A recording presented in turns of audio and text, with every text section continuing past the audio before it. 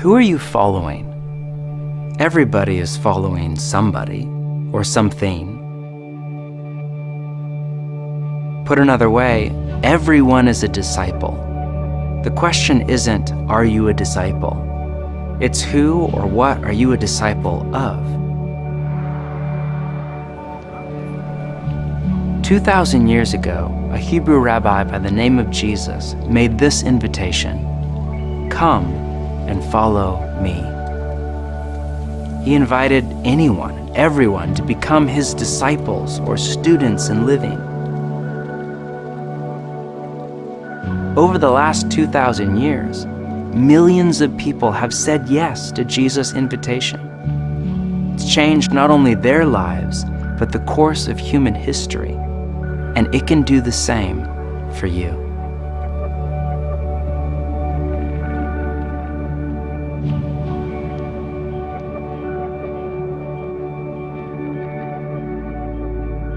Following Jesus. You likely recognize this language if you spent any time in the church. But what exactly does it mean? Does it mean we believe in a set of ideas called Christianity, or go to church on Sunday, or try really hard to be a good person? And this raises another question. How do we follow Jesus in the modern world, where we're all so busy and in a hurry and distracted by our devices?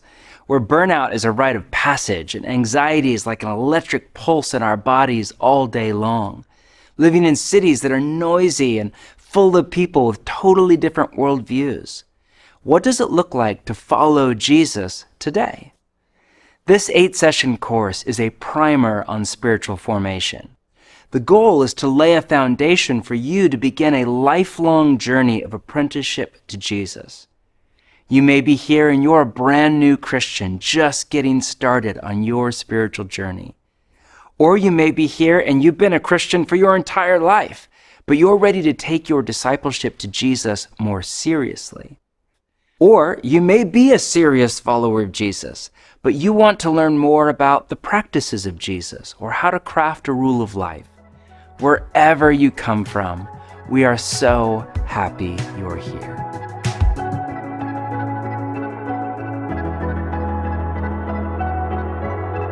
Hello everyone, I'm Yinka. I'm your host for this course alongside John Mark, and on behalf of all of us at Practice in the Way, welcome. We designed this course as an introduction to spiritual formation that will set you up for a lifetime of learning the practices and relational rhythms of the way of Jesus. And it's designed to be done in community with the people to your right and left. In each session, we'll learn about apprenticeship to Jesus. And then we'll send you away with spiritual exercises to take what you've learned and, in the words of Jesus, put them into practice. After that, we'll invite you to reflect on your experience and pay attention to what God is doing inside you, with prompt questions in your companion guide. Then we'll come back together and process it all in community, where you get a chance to share honestly about your spiritual journey. This cycle of teaching, practice, reflection, and dialogue in community is a pathway to transformation. For session 1, let's explore together what it means to follow Jesus.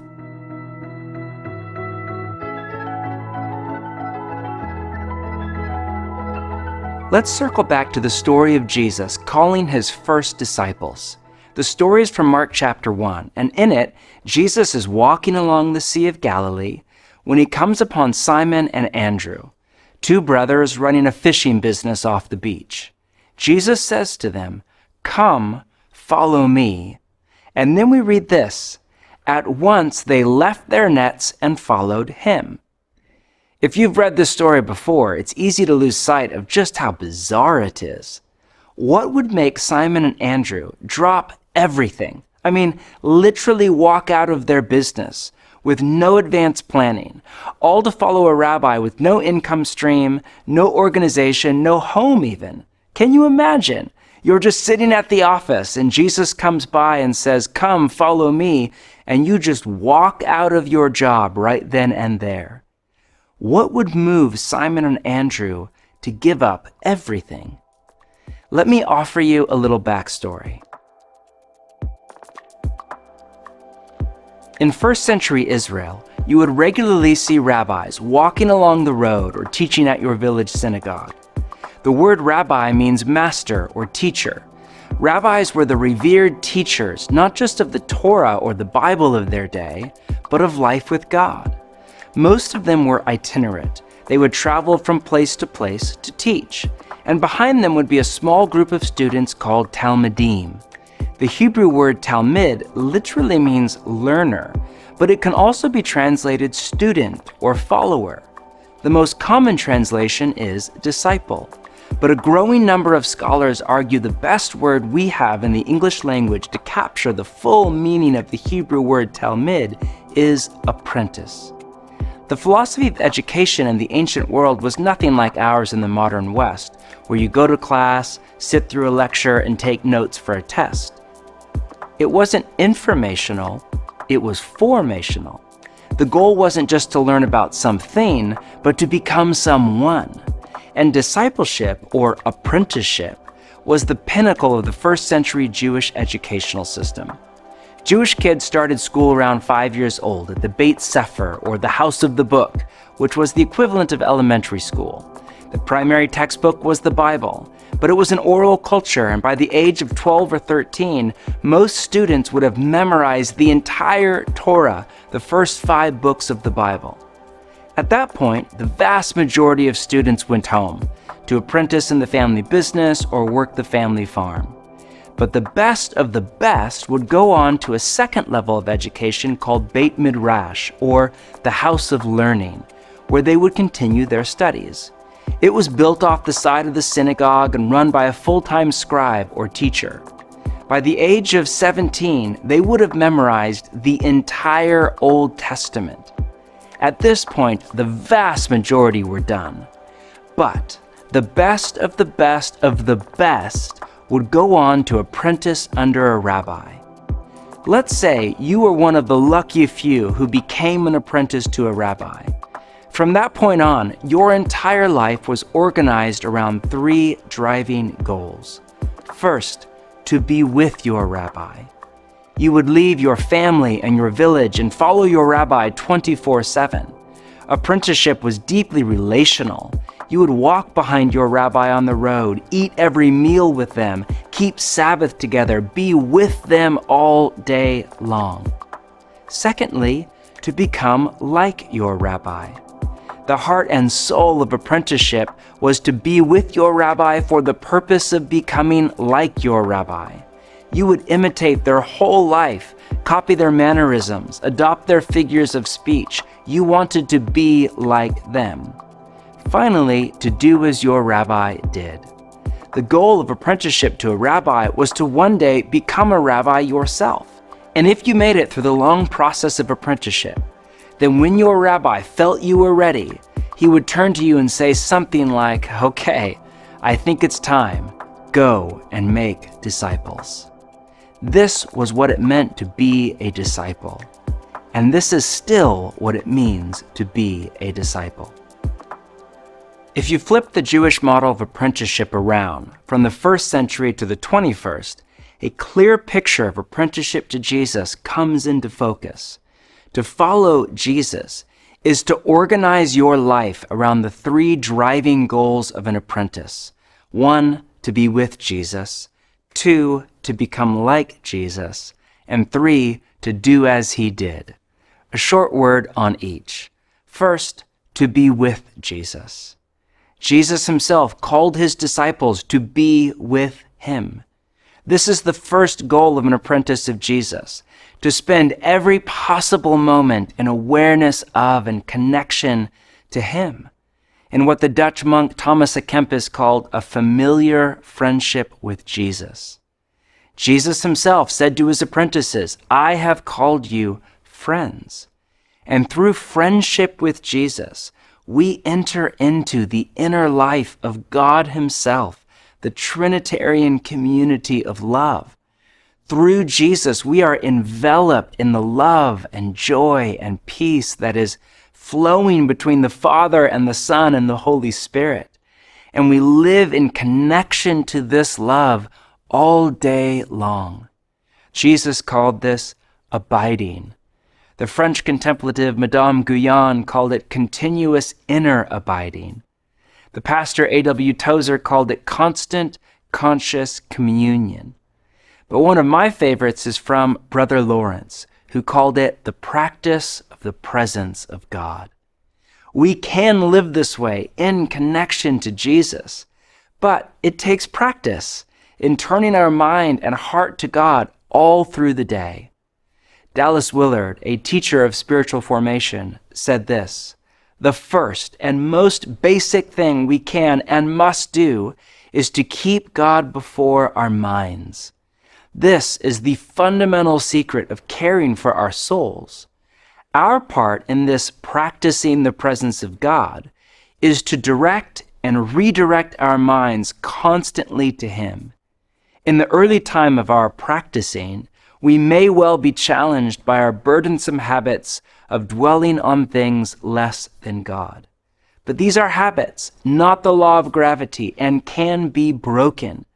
A new grace-filled habit will replace the former ones as we take intentional steps toward keeping God before us. Soon our minds will return to God as the needle of a compass constantly returns to the north. If God is the great longing of our souls, He will become the pole star of our inward beings." So, the first goal of an apprentice, to be with Jesus. Our next goal is to become like Jesus. This is the bleeding heart of an apprentice, to be transformed from the inside out, to think like Jesus, feel like Jesus, talk like Jesus, live and love like Jesus. Jesus had this great line about how the apprentice is not above the rabbi, but everyone who is fully trained will be like their rabbi. Notice his language: everyone who is fully trained. This is a process. None of us become like Jesus in a flash from heaven, but through a long process of training and apprenticeship to Him. The term we use for this process is spiritual formation, which is the process by which our spirit, or our inner woman or man, is formed to be like Jesus Himself. Imagine what Jesus would look like expressed through your personality, gender, ethnicity, stage of life, and culture. Imagine if you were to become more loving, joyful, peaceful, patient, and kind, if you were to become more like Jesus. This is the second driving goal of an apprentice of Jesus. Finally, it's to do as He did. Remember Jesus' invitation: "Come, follow me, and I will send you out to fish for people." In English, this sounds like a cheesy pun, but it's not. Fishers of people was a first-century idiom for a great rabbi, because the most brilliant rabbis had the ability to capture your heart and mind with their teaching. Jesus is saying, "Come follow me, and I'll train you to do what I do." Think about it. If you're an apprentice to a plumber, then at the end of your apprenticeship program, your goal isn't just to know all about plumbing, it's to be able to plumb a house. In the same way, the goal of an apprentice of Jesus isn't just to know all about Jesus, but to be able to do the kinds of things He did, to join Jesus in His work of preaching, teaching, serving, healing, prophesying, and deliverance. This may sound impossible to you, but as you are with Jesus and become like Him, you will naturally find yourself saying and doing the kinds of things He said and did. Be with Jesus, become like Jesus, do as He did. This is what we mean by practicing the way of Jesus. The first followers of Jesus called themselves the Way, or followers of the Way. The way of Jesus is not just a set of beliefs, a theology or philosophy of life, and it's not just a moral system, a list of do's and do nots. It is that, but it's so much more. It's a way of life based on that of Jesus Himself. To apprentice under Jesus is to practice His way, and over a lifelong spiritual journey to be transformed.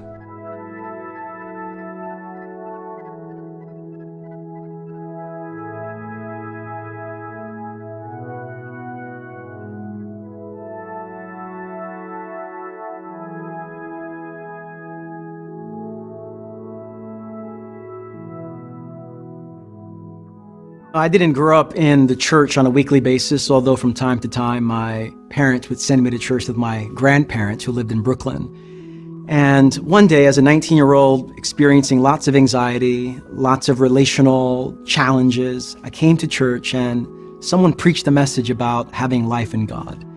And the message was so compelling that I said, yes, that's the kind of life that I am longing for, the life I'm looking for, a life of communion with God. And so I said yes to Jesus, to follow him in a small church in Brooklyn. After that, I found myself with lots of questions about what it means to follow Jesus now. I walked down the street to see my grandfather Marcus, who was a man who knew God in profound ways. And he had a way of just sitting at the edge of his bed, reading his Bible with an M&Ms in his hand. And I walked into his bedroom one day and said, "Grandpa, I've made a decision to follow Jesus." He was at the service there, so he saw it, but he looked at me and said, "What you have had is an encounter with God, but now you need a life of formation to sustain that." And he asked me to sit down next to him. I sat down with him, and I had just lots of questions about the Bible. And for hours that day, which would lead into doing that for 4 to 5 times a week, 2 to 3 hours each time for 8 months before he died, we would pore over the scriptures. I would ask him questions about prayer, about studying the Bible, about journaling my prayers to God. And in those first 8 months, I met God in some significant ways in that one little relationship that I had in a small bedroom in Brooklyn. And that set me on a new trajectory, a fresh trajectory of what it means to follow Jesus, incorporating my entire life under his rule, under his reign. And at the time of this conversation here, it's been 25 years and quite a foundation to have.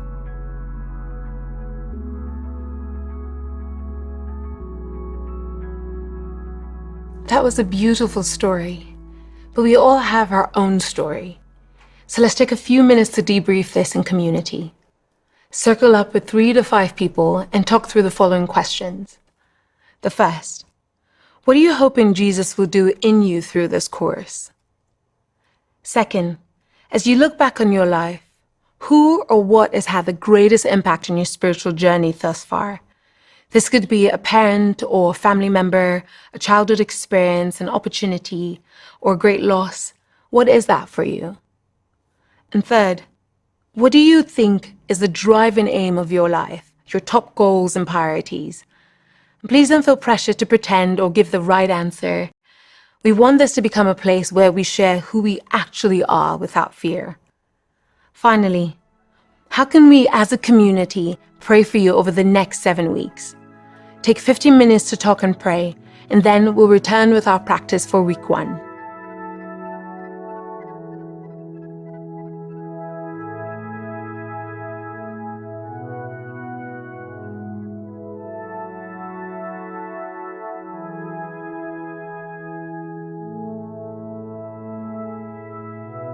As we said, each week we'll offer you practices or spiritual exercises to turn the idea of following Jesus into a reality in your daily life. Because information alone is not enough for transformation. To be transformed, we have to get the teachings of Jesus into the muscle memory of our bodies. A few things you should know before we turn to this week's practice. First, alongside this course, we're reading the book Practice in the Way by John Mark. This week, we're reading part 1. Secondly, go ahead and pull out your companion guide for this course. In it are weekly exercises, questions for reflection, short readings, and more. If you don't have a copy yet, it's available through the Practice in the Way site as a free digital download or in a print-on-demand version. But we recommend you order the hard copy to stay away from your phones during prayer. To begin the course, we'll invite you to take the spiritual health reflection. This is a self-assessment we developed for you to plot yourself in the spiritual journey. Once you have a baseline, you can return and retake the assessment in the future in order to better name Jesus' invitation to you along the way. To access the spiritual health reflection, just follow the link in your guide to visit practiceintheway.org. Finally, in each session, Ken Shigematsu, who is a pastor and writer on the spiritual life, will direct us into our practice for the coming week.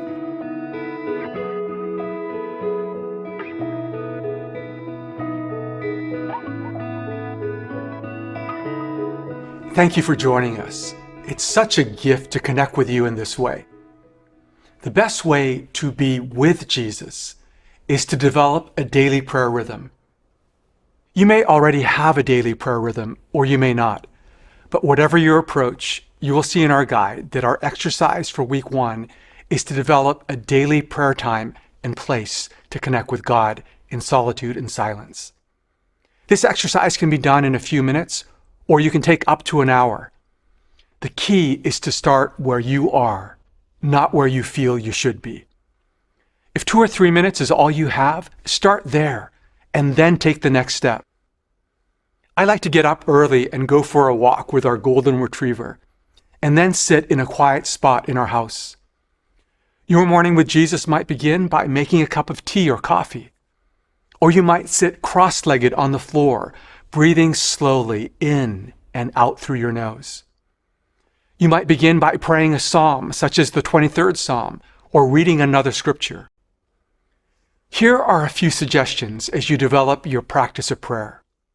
First, identify a quiet place that is distraction-free. This could be a corner in your home or a nearby park. Find somewhere where you can focus and be at peace. Second, identify a quiet time. For many people, first thing upon waking is the best possible time to pray. But for you, it may be before bed, or while your baby is napping mid-morning, or on a lunch break. One helpful guideline is to give God your best time of day, and then let the rest of your hours flow out of this time with God. Third, come to quiet. If at all possible, put your phone away in another room. Start with a few deep breaths in and out of your nose. Give your mind and body time and space to calm down. This may take a few minutes. Remember, you're not in a hurry. Fourth, open your heart to God in prayer. Though this may feel unfamiliar and you might not know where to begin, you don't have to start from scratch. For thousands of years, followers of Jesus have used the Psalms, a collection of poetic prayers found in the middle of the Bible, as a guide for daily prayer. The Psalms were designed to be actively prayed or recited, not just read. When we're struggling to pray, the Psalms give us structure to pray and words to express our deepest emotions. You might start with Psalm 1. You could read a short psalm or a portion of a longer psalm each day until you finish the entire book. As I said, this can be done in 5 minutes, or it can easily take up to an hour. Whatever it looks like, the goal this week is to set aside time daily to be with Jesus. The spiritual journey will involve our entire lifetime as we deepen and are transformed by our friendship with Jesus. God bless you as you experience God's presence in silence and solitude.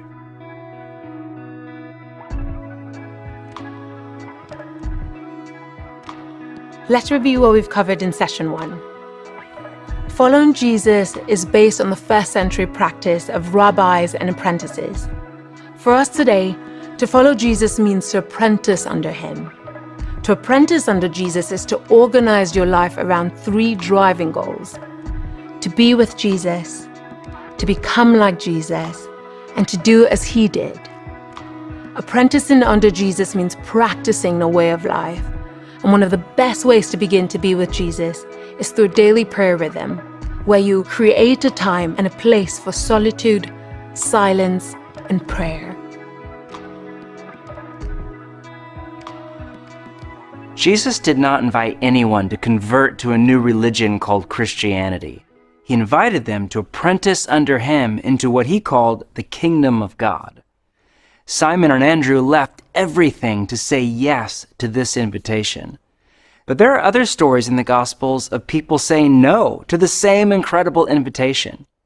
In America, for all the talk about how the West is post-Christian, 63% of people still self-identify as Christians. But a number of independent surveys put the number of people who are actually following Jesus at around 4%. Many people who identify as Christians are not yet disciples of Jesus. Dallas Willard once said this: "The greatest issue facing the world today, with all its heartbreaking needs, is whether those who are identified as Christians will become disciples, students, apprentices, practitioners of Jesus Christ, steadily learning from him how to live the life of the kingdom of the heavens into every corner of human existence." What about you? Are you ready to follow Jesus, to become his apprentice, to be with him and become like him and eventually do as he did? Do you ache for life with God, to be formed into a person who is pervaded by the love and joy and peace of God? The good news, or the gospel of the kingdom, is this: God has come to you and me in Jesus and made a way for us to apprentice under him into what one early apprentice called the life that is truly life. In Jesus, God has taken on our death to give us his life. He's taken on our brokenness so that we can take on his healing.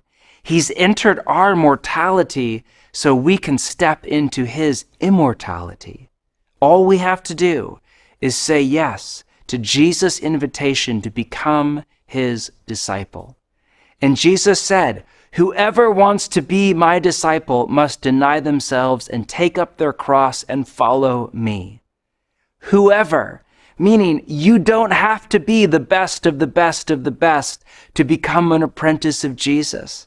You can be a mess, or deeply wounded, or stuck in a cycle of addiction, or still full of doubt and not even sure what you believe yet. In other words, you can be human. All of us are invited to apprentice under Jesus.